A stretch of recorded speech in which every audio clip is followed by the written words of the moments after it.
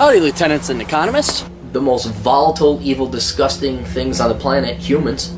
If you have a video request, you can always go to assholeconsulting.com. Yeah, I am gonna charge you, kids. And that is the importance of not fucking up. You are such an asshole!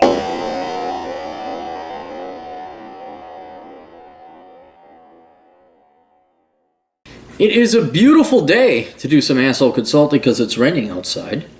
And the old cat, I don't need my Goldman Unleashed hat. You want to be a Goldman Unleashed? You get a hat like this. You need to flip it up like that, and then you're Goldman Unleashed. I like Goldman. He's a good kid. But yeah, you just get a hat like that. And it's not a douchebag fedora hat. That's a real hat. It's the person who wears the hat that determines whether it's a douchebag fedora hat or an actual real classic Humphrey Bogart. Or perhaps maybe a James Bond, Sean Connery, golfing with Goldfinger hat, which is also very acceptable. All right, anyway. The title is, I'm a Freaking Moron, Career Advice Sought. Written from Anonymous. As the title states, I now realize at the age of 33, I've been a freaking moron. Everybody is when they're in their 20s, everybody.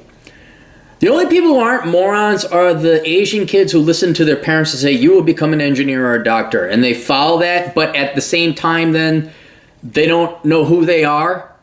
They follow the parents' otherwise very wise advice, but then there's no identity. So pretty much everybody is going to be a freaking moron in your teens and 20s. Everybody. So don't feel bad about that. And those who aren't morons only had because their dad says, you'll be an engineer. I'm like, okay.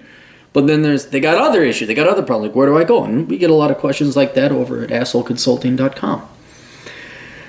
I've made some dumb decisions in my life, which is pretty fucked up right now, and now looking to get my shit in place. I have no idea how, which is why I'm contacting you. Before I go on describing my problem, I just want to mention that I've read Worthless, Bachelor Economics. I'm a fan, and familiar with Red Pill and MGTOW philosophies. Blows my problem. Awesome. Well, I mean, all right, how old? You're 33. All right, let's stop here. Let's take some inventory.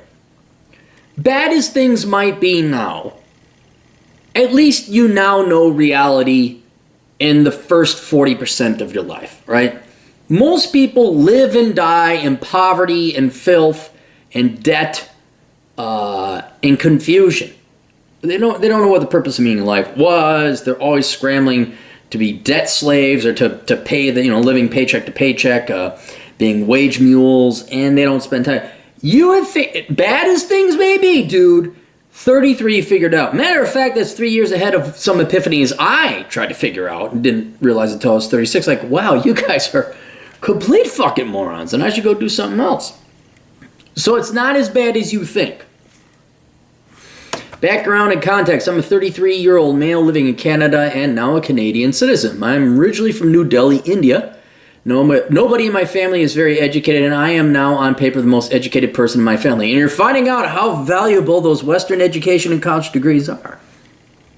In 2012, I moved to Canada as a permanent resident. After moving, I realized that my work experience as an advertising project manager and my degree from India are worthless. I struggled to find a job and ended up working as a fucking medical transcription. I love how you're fucking, I know you're Canadian, but you're fucking westernized. Working as a fucking medical transcriptionist. With the local health authority in a place, a town. During my time as a medical transcriptionist, I tried to find a different, better /A gig where I could have a career, but failed. To fix this, I got the crazy idea of getting a master's degree as the answer. I have a business commerce degree? You said BCom. Is that business commerce, business communication from India? So most STEM/science degrees were out of reach for me. Hence, I ironically decided to go for an MBA. To ensure I get it right this time, I got an even crazier idea that I should get an MBA from a top school so I would have a valuable degree. Then I went crazier still. See, you know your mistakes. See, I know your past is past. You're looking like, oh my God, but it requires hindsight. You still know now. Most people, again, I'll compare you to the 60-year-old white woman that says, it's time for me to get serious about retirement, but I have some student loan debts for my children I co-signed and my grandchildren I co-signed in my own because I got myself a master's in health administration and, I'd like to retire in 2 years, but I definitely want to retire in 5. That bitch is dead. I mean, it's like, I'm sorry, lady, you got to work till you're dead. Even if they gave you Social Security, you work until you're dead. You have time. You still have youth. You figured it out. So I know it's a very dour-sounding email you sent me, but there is hope. Crazier. Then I went crazier still. Since I had a 3 years bachelor's degree, no North American schools were willing to accept me for an MBA. They require a 4 years bachelor's degree to qualify. So I got the great fucking idea to get an accelerated MBA from Europe and get an MBA in a year. All right, that's good. You saved yourself 2 years. You got an MBA. And frankly, let's interject here at this point in the time of your story. Even if you went to an American school you got an MBA from an American school, you'd still be in your exact same situation, unless you went to like Harvard or something like that. I always say Princeton because Princeton people say, they don't offer an MBA. Yeah, they do. Princeton, it's just a secret MBA. You guys just don't know about it because you weren't good enough students. You'd still be in this situation. So one thing that did save you is you got an MBA in a year. You have the qualities and credentials of anybody else with an MBA, and you saved yourself a year.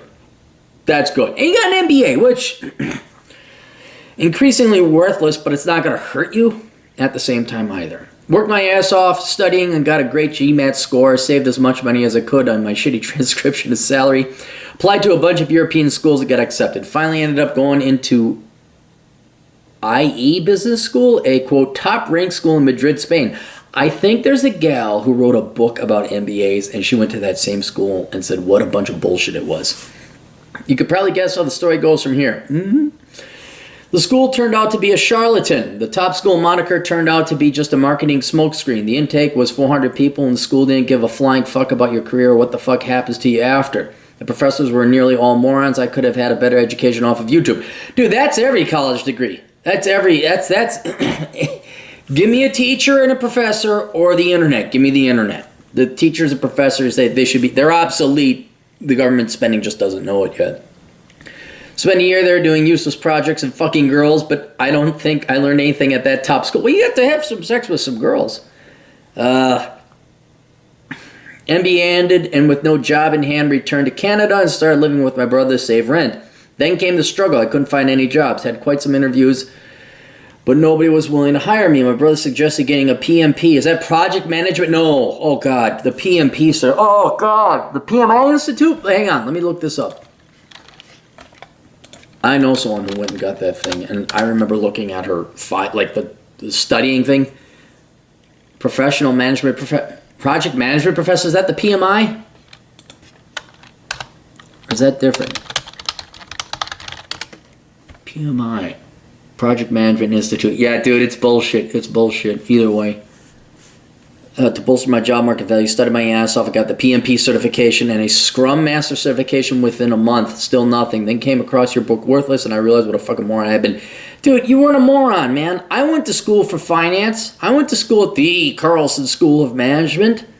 I mean, there's lots of smart people. You didn't have guidance. You didn't have leadership. All right? Wish I'd read it before I decided to go for an MBA. Finally, after spending 7 months unemployed, depressed, and pathetic, I got a job at an aerospace company in a place as a program coordinator. The present. Now I am left with a 100,000 Canadian student loan that needs to be paid back. I have no savings, blew it all away on my useless MBA. My job sucks and it doesn't pay much. $65,000 a year. I hate my job. I realize now why that company hired me. Nobody wants to work there. It's the most dysfunctional place I've ever worked at, and they just want a scapegoat to blame for anything that goes wrong, and that scapegoat is me. If it wasn't for the loan repayments I must make, I'd have quit my job already. Yes, there are jobs like that. I'm surprised the company's still in business, though. The problem, I don't know what to do with my career in life. I'm looking for other jobs, but still struggling to find something. What I want most in life right now is to have a solid career. I'm fed up of dealing with the anxiety of being unemployed and not having control of my life. Here are my goals. Get rid of my student loans. 2, have a solid job career that pays decent money. 3, start saving, investing, get my life back on track. I want your advice on how I can achieve the above, given the situation that I am in. I thought of getting a diploma in healthcare. No more. Go STEM or go home. Time to knock it off with this business and certification stuff. You go STEM or you go home. So I could be a project manager in healthcare, as healthcare is usually a stable employer in my opinion. Other times I think of teaching myself how to code so I can make the switch into the IT web field. I think that's a better idea. Sometimes I'm so frustrated that toyed with the idea of going to medical school for 8 years to become a doctor so I won't have to deal with unemployment ever again. Yeah, it's not worth your time. Not one doctor said it was worth it. And then there's the psychological aspect. I know of many people who I know are utter morons but have great fucking jobs and careers because of their connections. Yeah! Yep! You got it! Look at your president. He's the only reason you guys have Pretty Boy Floyd as your fucking president is because his daddy was fucking president or prime minister beforehand. That's it. You're right. That's the real world. Hey, at least it ain't, if you're from New Delhi, at least it ain't like the caste system, like you were born into it and fuck you. So at least you got that advantage, all right? At least you got out of that. And because they kiss ass and network, both of which I hate, I completely agree with you, and it makes me feel like an utter loser who can't get anything right no matter how hard I try. There's no way to get networking right. Unless you have to have, you need a IQ or lower to network. Just to sit there and tolerate that bullshit, you need to have a low IQ to tolerate that bullshit. It's like watching a soccer game. Goal!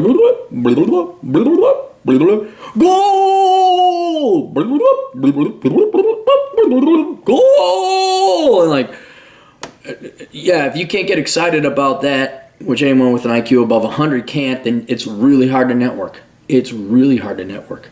And networking is bullshit. So you're not a loser. Read Curse of the High IQ, I guarantee. I'm not kissing your ass. I'm telling you how it is. I could tell because you use paragraphs. I feel very confused and frustrated and uncertain of what my next step should be. I've been told I'm smart despite moronic decisions I made. Now, you made the decisions with the information you had. I can work hard, work my ass off, blah, blah. I can write well. I ride my Yamaha R1 pretty well. Good. All right. I would appreciate it if you give me any advice on how to get my life back on track, whether I should go for more worthwhile education or something of my own or something else. Thank you, and we'll keep you anonymous. All right. I asked you how long I've been working at the company. I want to mention it. Okay. You're going to have to do what I did, and that is break out. You are going to have to reinvent yourself. And you're going to knock it off with this PMI, PMP, ASE, healthcare, any acronyms that are certifications in the business field. No. You're going STEM or you're going home. Now you have several options here. I like your idea because you seem to be a very good self-taught learner. You study for the GMAT, you study for that PMP. I think you obviously have the work ethic and the ability to study something, master it, go take the test to get a certification. I would then go into the world of IT and STEM. Computers. Yes, programming boot camp might be for you. You may not even need a programming boot camp. You may just need an online tutorial and a book and you can teach yourself how to program. I think that would be the best way. It's going to take at least a year. It's not going to be easy, man. The only way I got out of this is I started writing blog posts back in 2004 and kind of rode that internet social media wave, which was luck, you know. Had I been born 20 years before, I'd just be plain fucked. Just plain fucked. So, you know, that was my godsend of grace. And in your case, you need to do something else. Let me tell you a different story that would be more applicable to yours. In the very, very, very dark days, the darkest days of old Cappy Cap, I was teaching only swing dance and the ballroom dance classes I was teaching. It was right about when the Great Recession was happening. I was thankful $5 footlongs came along. And I could not find a job in banking to save my ass. And if I did, it was some fucktard like you're experiencing now, and you're learning that this is normal for the business community. Well, then my biggest competitor, we really didn't compete. It was just the biggest ballroom dance instructor in the Twin Cities for community education retired without letting anybody know. And he retired like, I think it was Thanksgiving time or something, or maybe it was in Christmas time.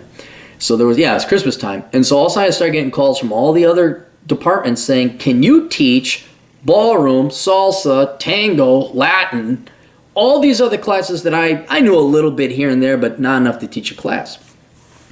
And can you teach them by late January? Because everyone goes back from Christmas, Christmas break, and then you got about a month or so, 3 weeks advertising, and then dance classes start late January, go until spring.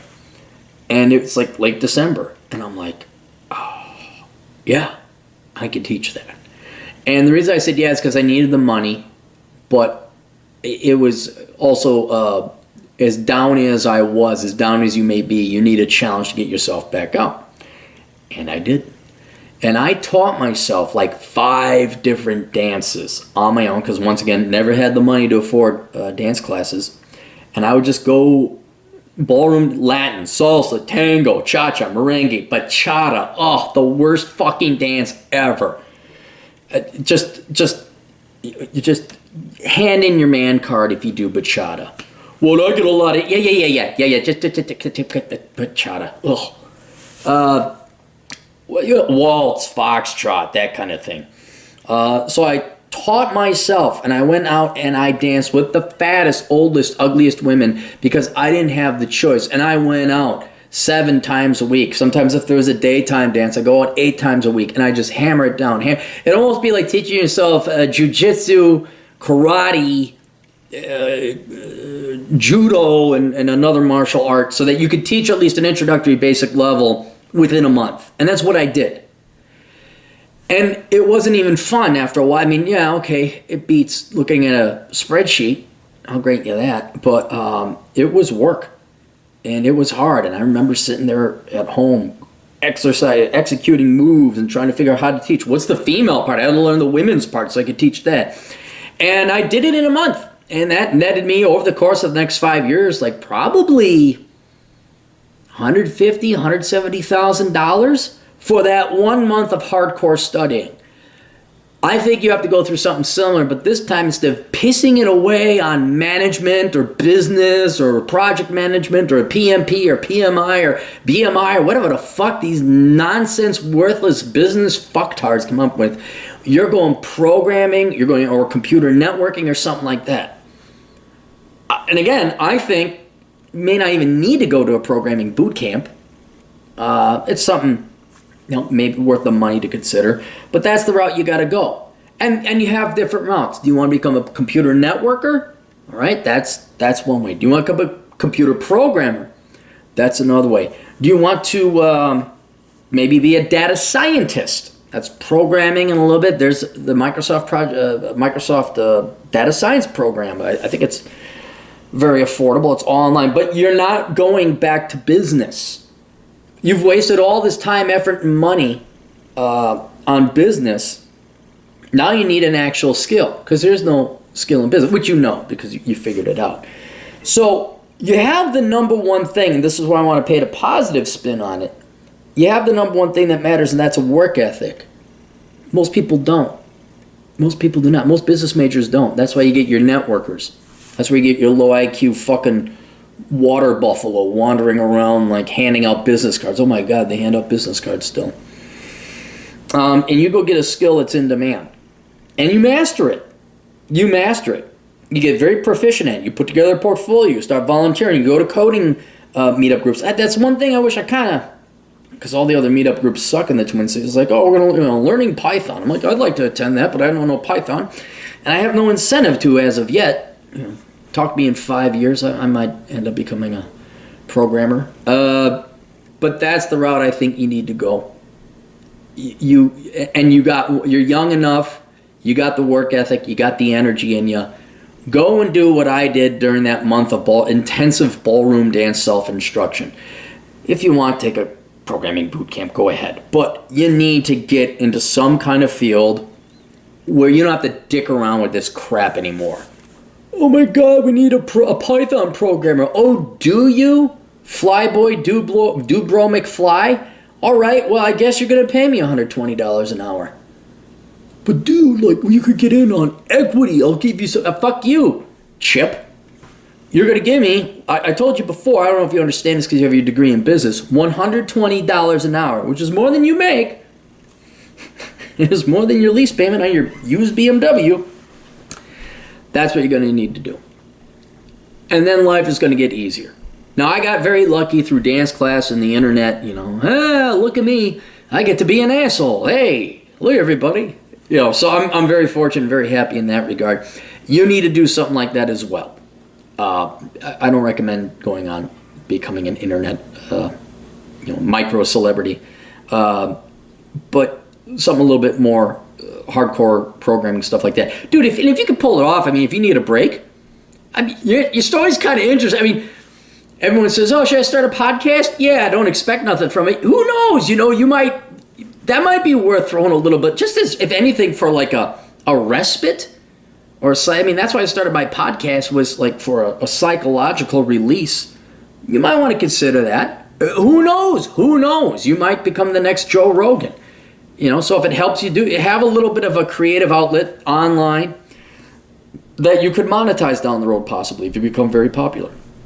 I mean, shit, with all the East Indians coming over into the Western world, I always thought there was a market. My buddy Sadeep, he was a bridge. You seem to have the same thing because you're Americanized or Canadianized with the fucking and the fucking and the freaking and the fucking.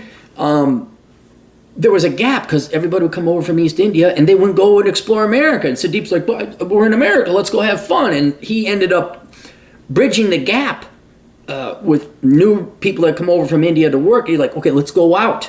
And he'd chaperone them because I showed him around the Twin Cities, so I knew the places to go.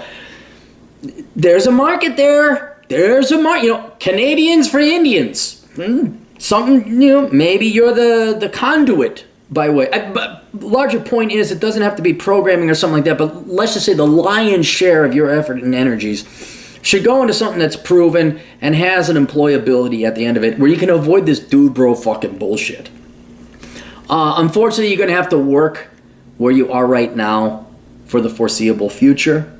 Especially at 65 grand a year, that's pretty good. You're living with your brother. I'd keep hammering away at that debt, man. I know it sucks. Try to do some Zen. Try to learn to ignore these people. It doesn't matter what they say or what they do. It's you sacrificing the same amount of time they're paying you money. All right? That's what I would do. If it looks like they're going to fire you or some other bullshit like that, then maybe get out. I don't think you're long for that place either, so if push comes to shove, do the old Capmeister trick of working security, working late night, working the third shift. It's gonna suck. Cappy did it. And it saved my ass. Where I developed my online classes while I work late at night, working security. So you work late night security or some other thing where you're not bothered. There's no people around. You're allowed to work. You got the internet now. Make some modicum of income just to get by. Become a master at R or C# or whatever you want to master in that can be done online. Start applying for jobs, build and work on projects. And I'll tell you another thing about working late at night. I mean, you can't always constantly work and study, so you'll take a breather. Plus, you got to patrol occasionally. And your mind will wander. You'll come up with a good business idea. You're like, oh, let's try that. So you got to do it one more time onto the bridge, onto the threshold. What do the Brits say? You got to do it one more time, but this time make it count. No more business. No more management. No more project management. No more of this bullshit that isn't real. You get hardcore skills where you are the one that calls the shots. And, Dubro McPherson comes up and says, yo, man, we need like a sharp programmer, but like we're going to only get paid equity. Hey, guess what, Skippy? Here's my dick. Suck my big East Indian dick. Bam! No, it's $120 an hour. Did you hear me? Dude, bro, okay, fine. I didn't know you for a fucking thing. Which is how they all sound. And that's your way out, man. That's your way out. So, dude, I know I've been there. I was like, not that much younger than you, and it was fucking shit. And now, 14 years later, it's pretty damn good. All right? And then, that MBA might actually help you in the long run, because let's say you go do the IT shit, and you become a proficient programmer.